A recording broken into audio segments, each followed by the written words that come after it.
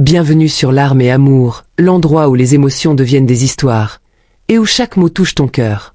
Ici, tu trouveras des histoires d'amour qui font réfléchir, des messages qui guérissent l'âme, des récits capables de faire couler une larme, des paroles qui redonnent espoir et force dans les moments difficiles. Chaque vidéo est faite pour te toucher, te faire ressentir, te rappeler que l'amour existe encore. Si tu aimes les histoires vraies, les messages profonds et les émotions sincères, alors tu es exactement au bon endroit. Alors, c'est partir. Il cherche une nounou, se demanda-t-elle sans imaginer que le propriétaire cherchait une épouse. Sophie Dubois regardait l'annonce de journal froissée dans ses mains pour la 10e fois ce matin-là. 6 mois sans emploi avaient transformé sa vie en une succession de factures impayées et de promesses non tenues. L'offre de travail comme nounou dans un domaine rural semblait être sa dernière chance. « Avez-vous encore besoin de quelqu'un pour vous occuper des enfants ?» demanda-t-elle lorsque la porte de la maison principale s'ouvrit. L'homme devant elle portait un chapeau de cuir usé et avait des yeux qui semblaient porter le poids de nombreuses saisons difficiles. Il l'observa en silence trop longtemps, faisant ressentir à Sophie chaque raccommodage sur ses vêtements. « Oui, j'en ai besoin », répondit-il finalement, d'une voix rauque. « Mais il y a une condition qui n'est pas dans l'annonce. » Sophie avala sa salive. Elle était si désespérée que les mots sortirent avant qu'elle ne puisse réfléchir. « J'accepte. » L'homme haussa un sourcil. « Vous ne demandez même pas laquelle ? » « Ce n'est pas nécessaire. Je ferai ce qu'il faut. Je suis douée avec les enfants. J'ai de l'expérience comme enseignante et... »« Entrez, » l'interrompit-il en lui faisant de la place à la porte. « Apportez vos affaires. » Sophie retourna en courant à l'arrêt de bus où elle avait laissé sa valise. Ses pieds lui faisaient mal dans ses chaussures usées, mais elle les sentait à peine. Enfin, elle aurait un travail, un endroit où rester. Peut-être pourrait-elle recommencer. Quand elle revint avec ses bagages, l'homme n'était plus à la porte. Une dame aux cheveux blancs et au tablier fleuri l'accueillit avec un sourire qui n'atteignit pas ses yeux. « Vous devez être la nouvelle jeune femme. Je suis Marguerite. Je m'occupe de la maison ici depuis 30 ans. Venez, je vais vous montrer votre chambre. » Sophie suivit la dame dans un couloir qui sentait la cire d'abeille et le temps. Les murs étaient recouverts de vieilles photographies, mais elle n'eut pas le temps de bien les regarder. « Les enfants dorment en ce moment ?» demanda Sophie, essayant de paraître professionnelle. Marguerite s'arrêta au milieu du couloir. Elle se retourna lentement, et il y avait quelque chose d'étrange dans son regard. « Quels enfants, ma fille ?» Le cœur de Sophie s'emballa. « Les enfants de l'annonce. Je suis venue pour être nounou. »« Ah !» soupira lourdement Marguerite. « Je crois que c'est mieux que M. Thomas Martin vous explique cela. » Avant que Sophie ne puisse poser d'autres questions, des pas lourds se firent entendre dans l'escalier. Un garçon d'environ 16 ans descendit en courant, s'arrêta en voyant Sophie et la fixa avec une hostilité évidente. « Alors c'est vous, » dit-il, avec mépris dans la voix. « La femme que mon père a engagée pour faire semblant. »« Faire semblant de quoi ?» demanda Sophie, perplexe. « D'être sa nouvelle petite amie, » cracha le garçon, « pour impressionner les investisseurs qui viennent évaluer le domaine la semaine prochaine. » Sophie sentit le sol se dérober sous ses pieds. « C'est un mensonge. Je suis venue pour m'occuper d'enfants. » L'annonce disait... L'annonce était fausse. Thomas Martin apparut derrière son fils. « Désolé pour le mensonge, mais j'avais besoin que vous veniez. Laissez-moi vous expliquer. » « Il n'y a rien à expliquer. » Sophie agrippa sa valise. « Je pars tout de suite. »« S'il vous plaît. » La voix de Thomas sembla brisée. « Donnez-moi 5 minutes. Si après cela vous voulez toujours partir, je paierai moi-même votre billet de retour. » Sophie regarda la porte, puis l'homme. Il y avait quelque chose dans ses yeux qui la fit hésiter. Ce n'était pas de la malice, c'était du désespoir. « 5 minutes, accepta-t-elle, mais sans lâcher sa valise. Thomas conduisit Sophie dans une pièce spacieuse. Le fils les suivit, s'adossant au mur avec les bras croisés.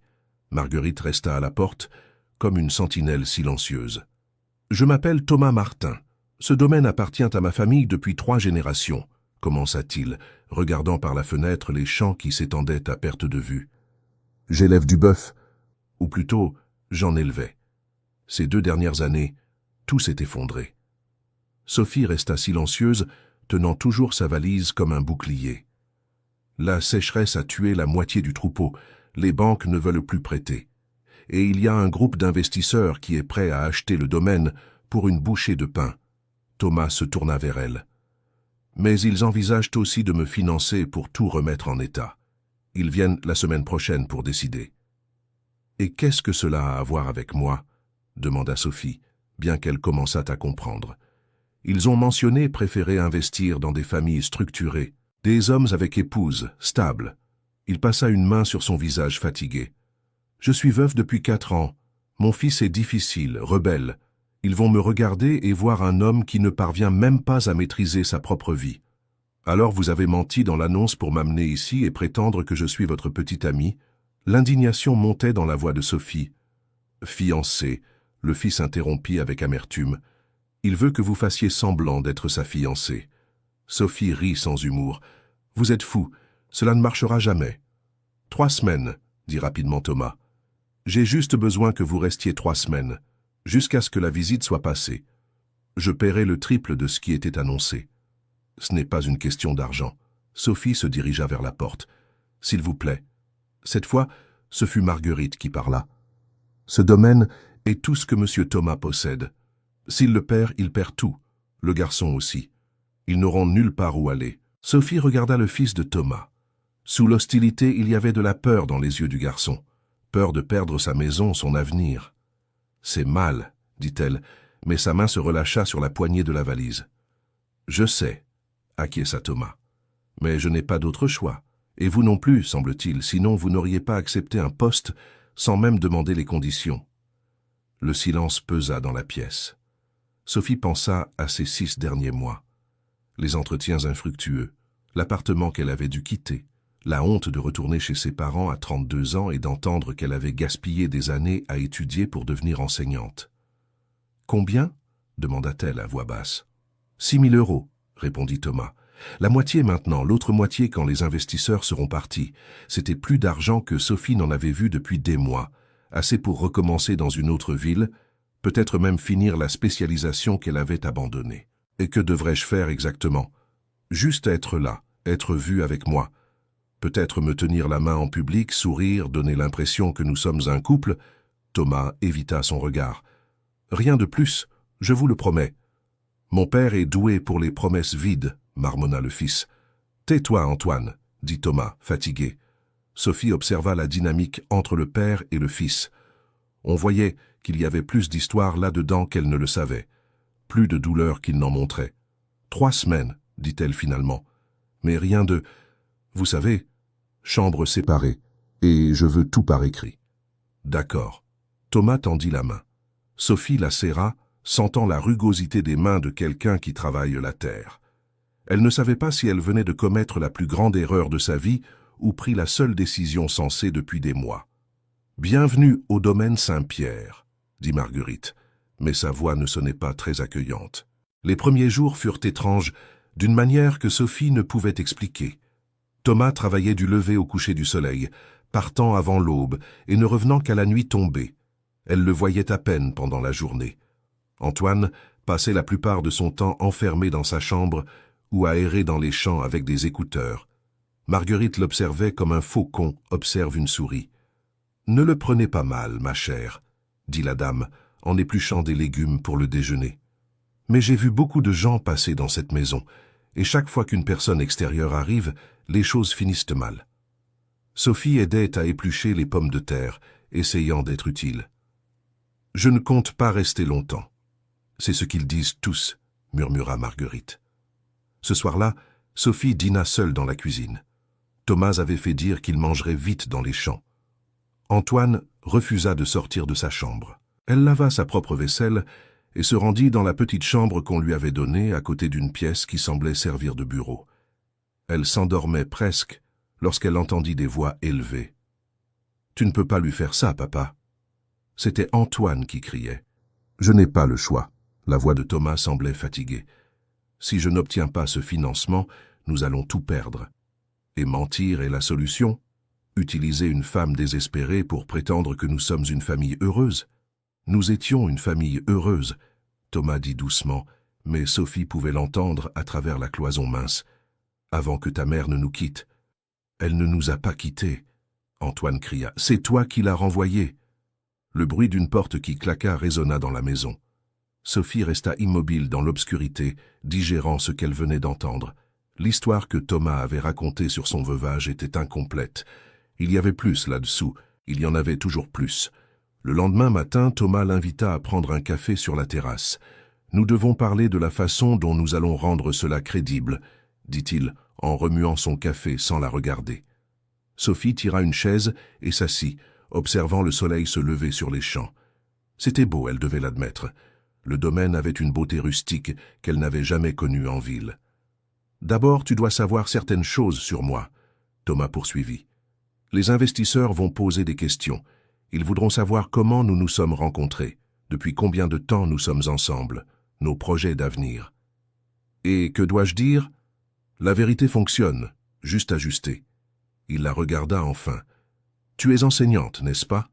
On peut dire que tu es venue donner des cours particuliers à Antoine, que nous sommes tombés amoureux progressivement. » « Antoine me parle à peine, » fit remarquer Sophie. « Il va devoir apprendre. » Thomas soupira. « Cela ne fonctionnera que s'il coopère. » Mais Antoine n'était pas disposé à coopérer. Les jours suivants, il s'évertua à saboter toute tentative de rendre la situation crédible. Quand Sophie essayait de lui parler, Antoine mettait ses écouteurs. Quand elle servait le repas, il mangeait dans sa chambre. Quand Thomas lui demandait d'être gentil, Antoine partait simplement en marchant. Cher auditeur, si vous appréciez cette histoire, n'hésitez pas à laisser un like et surtout à vous abonner à la chaîne. Cela nous aide énormément, nous qui débutons. Maintenant, continuons. Il déteste l'idée d'avoir quelqu'un à la place de sa mère, expliqua Marguerite un après-midi, pendant qu'elles étendaient le linge. Non que Madame Isabelle était vraiment présente ces dernières années avant son départ, mais pour le garçon, c'était encore un espoir. « Que lui est-il arrivé ?» demanda Sophie, observant Antoine au loin, assis seul près de l'étable. Marguerite regarda autour d'elle, comme pour s'assurer que personne d'autre n'écoutait. Isabelle était de la ville comme vous. Jolie, pleine de rêves, Thomas l'a rencontrée à une foire agricole et en est tombé amoureux immédiatement. Ils se sont mariés trop vite, sans vraiment se connaître. Et ensuite? Elle détestait la vie ici. Marguerite secoua la tête. Elle regrettait ses amis, l'animation, les opportunités. Thomas travaillait trop, n'avait presque pas de temps pour elle. Et lui, eh bien, il a toujours été renfermé, vous savez. Il n'exprime pas ses sentiments. Sophie pensa à l'homme silencieux, qui la regardait à peine pendant les repas. Elle est partie. Pire, elle a rencontré un autre homme lors d'un de ses voyages en ville, un avocat d'un grand cabinet. Elle a eu une liaison. Thomas l'a découvert. Marguerite baissa encore plus la voix. Il y a eu des disputes terribles. Le garçon a tout entendu. À la fin, Isabelle a dit qu'elle choisissait l'avocat, et est partie sans se retourner. Elle n'a même pas pris son fils. Mon Dieu. Sophie porta la main à sa poitrine. C'était il y a 4 ans. Antoine avait 12 ans. Il n'a plus jamais été le même. Marguerite finit d'étendre une chemise. Et Thomas s'est complètement renfermé. Il travaille du matin au soir pour ne pas avoir à penser, à ressentir. Ce domaine est devenu la seule chose qu'il lui reste. Sophie comprit alors la lourdeur dans le regard de Thomas. Ce n'était pas seulement la peur de perdre la propriété, c'était la peur de perdre la seule chose qui le maintenait debout, qui donnait un sens à ses journées vides. Cette nuit-là, elle décida d'essayer une approche différente avec Antoine. Elle frappa à sa porte. « Quoi ?» Il cria de l'intérieur. « Je peux entrer. » Non. Sophie ouvrit quand même. Antoine était allongé sur le lit, fixant le plafond. « Je ne suis pas ta mère, » dit-elle sans détour. « Je ne suis pas là pour la remplacer. Et je ne vais pas prétendre que toute cette situation n'est pas étrange, parce qu'elle l'est. » Antoine tourna la tête pour la regarder, surpris. « Mais ton père est désespéré, » poursuivit Sophie. « Et d'après ce que j'ai compris, toi non plus tu ne veux pas perdre ce domaine. Alors nous pouvons tous collaborer, ou nous pouvons tout laisser s'effondrer et nous blâmer mutuellement après. Tu ne comprends rien. » Antoine s'assit sur le lit. « Mon père aurait pu se battre pour elle, pour ma mère, mais il a préféré la laisser partir. Il a préféré son orgueil. Parfois les gens partent parce qu'ils veulent partir, pas parce qu'on les laisse, » dit Sophie doucement. Et parfois rester avec quelqu'un qui ne veut pas être avec toi fait plus mal que de laisser partir. Antoine resta silencieux un long moment. « Est-ce qu'on t'a déjà abandonné ?» demanda-t-il à voix basse. Sophie pensa à Mathieu, son ex-fiancé qui avait tout rompu par message 6 mois plus tôt, disant qu'elle était trop ratée, trop accrochée à des rêves impossibles. « Oui, » répondit-elle, « et ça fait très mal. Mais la vie continue, et on doit choisir si on va laisser cette douleur tout définir ou si on va essayer de construire quelque chose de nouveau. »« Je ne veux rien de nouveau, » se recoucha Antoine. « Je veux que les choses redeviennent comme avant. Ça, personne n'y arrive. » Sophie se dirigea vers la porte, mais s'arrêta avant de sortir. « Mais peut-être qu'on peut construire quelque chose de différent. Pas pire, pas mieux, juste différent. » Les jours suivants, Antoine ne devint pas amical, mais cessa de saboter activement. C'était un petit début, mais c'était déjà ça. Thomas remarqua le changement. « Qu'est-ce que tu lui as dit ?» demanda-t-il un après-midi, tandis qu'il se rendait au pâturage. « La vérité, » répondit Sophie, « que personne ici n'essaie d'effacer le passé. On essaie juste de survivre au présent. » Thomas resta silencieux un moment, observant le bétail au loin. « Isabelle me disait que j'étais trop froid, » dit-il soudain, « que parler avec moi était comme parler à un mur, qu'elle se sentait seule, même en étant mariée. » Sophie ne sut quoi dire, alors elle écouta simplement. « Je ne savais pas être différent, » continua-t-il. « Mon père était comme ça, mon grand-père aussi, des hommes de la terre, peu bavards. Je pensais que travailler dur et subvenir aux besoins suffisait dans un mariage. Ce n'était pas le cas? Clairement non. » Il eut un sourire amer. Elle avait raison. Je l'ai laissée seule. Et quand elle a cherché de la compagnie ailleurs, je l'ai blâmée sans regarder ma propre part dans l'histoire.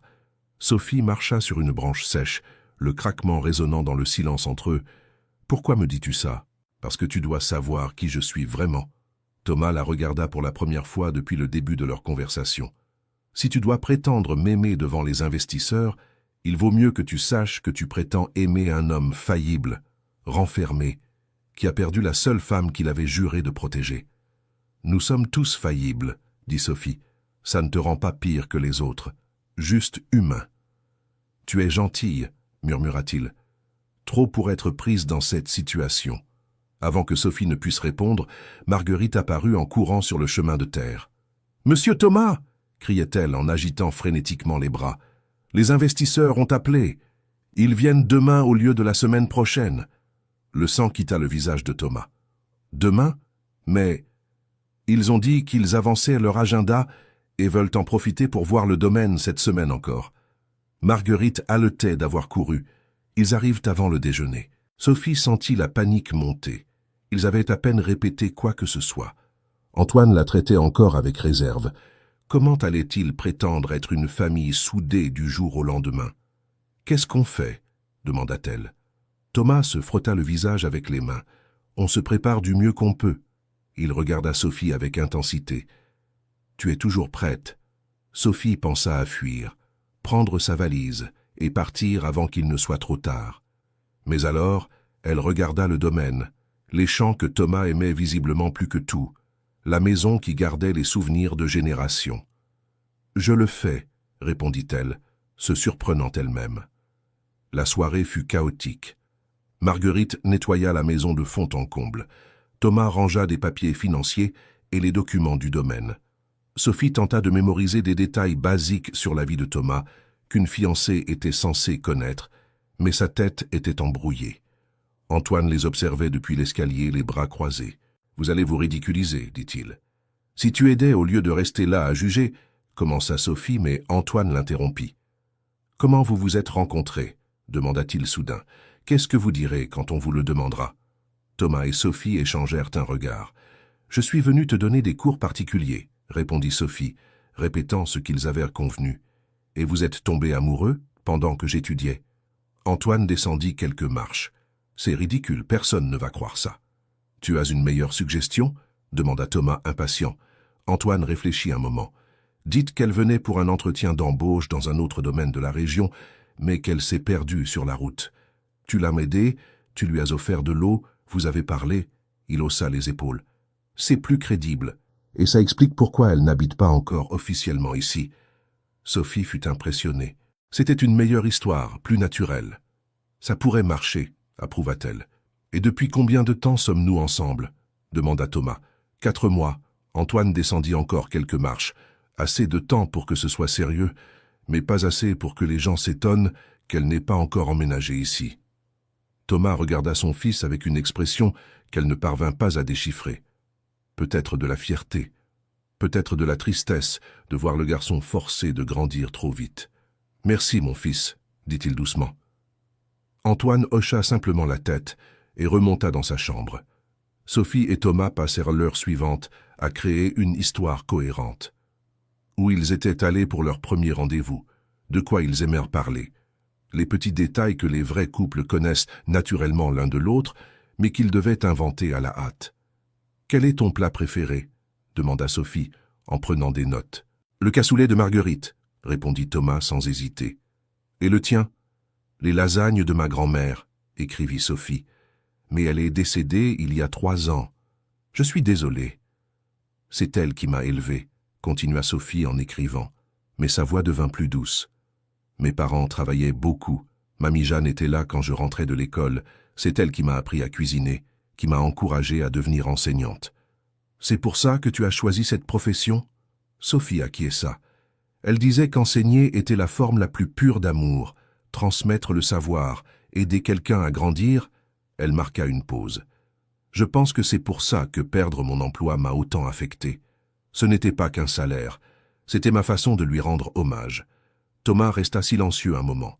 « Mon grand-père disait quelque chose de similaire sur la terre, » finit-il par dire. « Qu'en prendre soin, c'était prendre soin des générations à venir, que chaque plante, chaque animal, portait la responsabilité de la continuité. » Sophie le regarda et vit peut-être pour la première fois non seulement un agriculteur désespéré essayant de sauver sa propriété, elle vit un homme essayant d'honorer des héritages, tout comme elle. « Je pense que nous sommes plus semblables que je ne le pensais, » murmura-t-elle. « Peut-être, » admit Thomas. « Ce qui rend ce mensonge un peu plus facile à avaler. » Mais cette nuit-là, lorsque Sophie alla se coucher, elle ne pouvait s'empêcher de penser que ce n'était peut-être pas si mensonger que ça. Quelque chose de sincère naissait entre eux, même au milieu de cette supercherie. Quelque chose de fragile et effrayant, parce qu'il n'aurait pas dû être là. Elle s'endormit agitée, rêvant de chants qui n'étaient même pas les siens et de promesses qu'elle ne pouvait pas faire. Le matin arriva trop vite. Sophie se réveilla au bruit de Marguerite frappant à la porte. « Mademoiselle, les investisseurs viennent d'appeler. Ils arrivent dans 1 heure. » L'urgence dans la voix de la dame la fit sauter du lit. Sophie se dépêcha de prendre une douche, enfila la plus belle robe qu'elle possédait, ce bleu clair que sa grand-mère lui avait offert pour le dernier anniversaire qu'elles avaient fêté ensemble. Elle se brossa ses longs cheveux bruns et les attacha en un simple chignon. Elle appliqua un rouge à lèvres rose qu'elle trouva au fond de son sac. En descendant, Thomas était déjà dans le salon, vêtu d'une chemise beige claire à boutons qui le rendait plus jeune, plus abordable. Il venait de se raser. Leurs regards se rencontrèrent, et pendant une seconde, Sophie oublia que tout cela n'était qu'une mise en scène. « Tu es belle, » dit-il, et il sembla surpris par ses propres mots. « Merci. » Sophie lissa nerveusement sa robe. « Toi aussi, tu es bien. » Antoine descendit ensuite, portant un jean propre et une chemise que Marguerite avait visiblement repassée. Il avait l'air mal à l'aise. « Je vais y arriver, » murmura-t-il plus pour lui-même que pour les autres. « Tu vas y arriver. » Sophie lui toucha légèrement l'épaule. « Sois simplement toi-même, pas besoin d'en faire trop. » Marguerite apparut avec un plateau de café et de biscuits. « Prêt ?» demanda-t-elle nerveuse. « Jamais, » répondit Thomas, mais il essaya de sourire. Le bruit de voitures sur le chemin de terre les fit se figer. C'étaient 2 pick-up noirs, luisants, aussi déplacés dans ce cadre rural que Sophie l'avait été lors de ses premiers jours. « Ils sont arrivés », chuchota Antoine. Thomas prit une profonde inspiration, se redressa, puis, de manière totalement inattendue, il prit la main de Sophie. Ses doigts étaient rudes, calleux, mais son toucher était doux.